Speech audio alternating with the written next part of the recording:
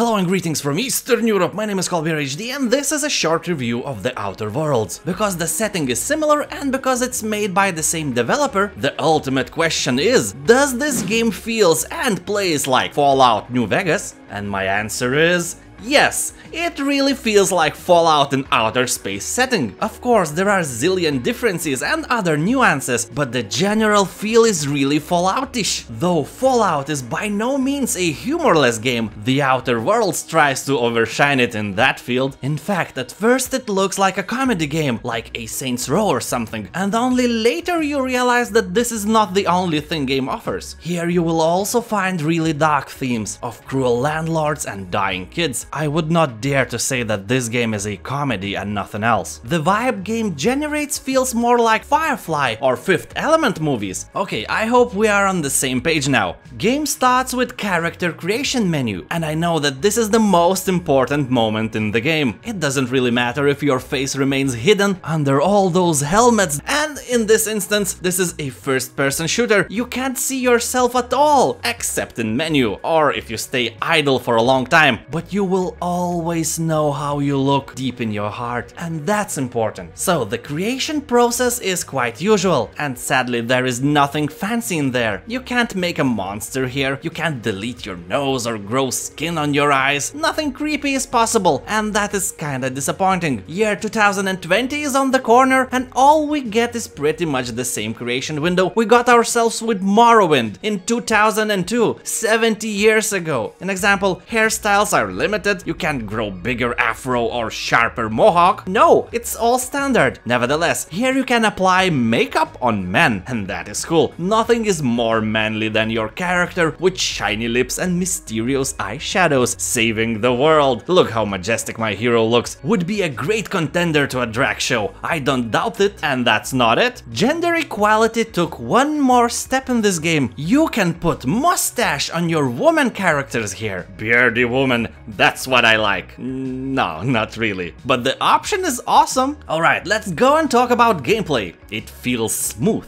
Every step you take, every shot you make, everything feels right and balanced, except when you get into melee and start to swing your giant thing. That feels way worse. You can't really feel the impact you're making, so the satisfaction level is like 5 out of 10. And that's a shame, because melee fighting is actually a huge part of this game. Don't make the same mistake I did in the character creation screen when I put 0 points into the close combat fighting. Here you will constantly run out of bullets, and the swings of your banhammer will become pretty usual thing. Also, a bit more about your skills. Here you have a skill system that on level up lets you add more points on your favorite things, and also you have a perk system here where you can choose warriors perks like more health, more faith to carry, more defense, and so on. The game itself is gorgeous, very colorful, but that somehow goes right with the general mood. Colors are not everywhere, of course. Just take a look at this gorgeous hangar with spaceships.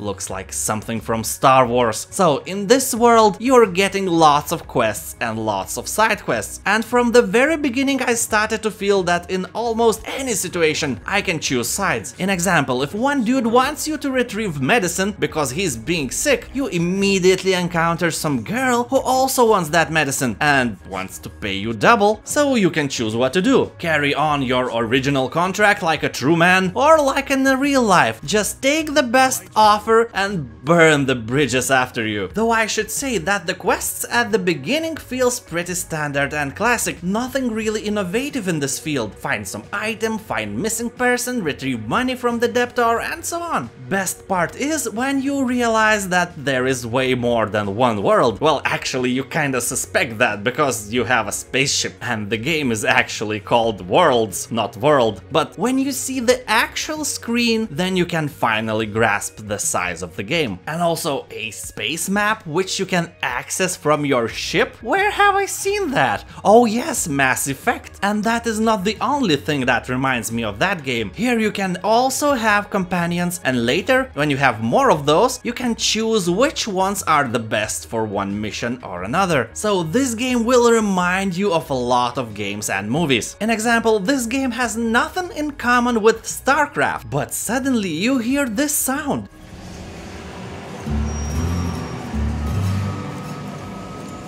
and the nostalgia hits you hard. What else? Ah, the loading screens. While waiting, you will see Wario's very well made posters or the anatomy of Wario's animals. One of those screens is the vodka ad. Spectrum vodka, a glass for every class. If you take a closer look to those women, it's obvious that they are real pros in this field. Water? Never heard. I wish they had put potato salad advertising in there too. Mr. Developer, sir, if you're watching this review, you can use the advertising I made there. So my verdict for the Outer Worlds is 9 vodkas out of 10, because this is one of those games you just can't stop playing. It's a Fallout in space with Mass Effect, Star Wars, Firefly and many other popular culture vibes. I have no doubt that this will become a classic game that people will play years after its initial release. Do I recommend this game? Oh yes, you will have a great time in there. Thank you for watching, and please take a look at my new t-shirt shop. Holidays are incoming, so those clothes I designed by myself would be a great gift to yourself or for someone you love. You will find the link in the description below. This was Cold Beer HD. I'll see you in the next video. Have a nice day. Bye.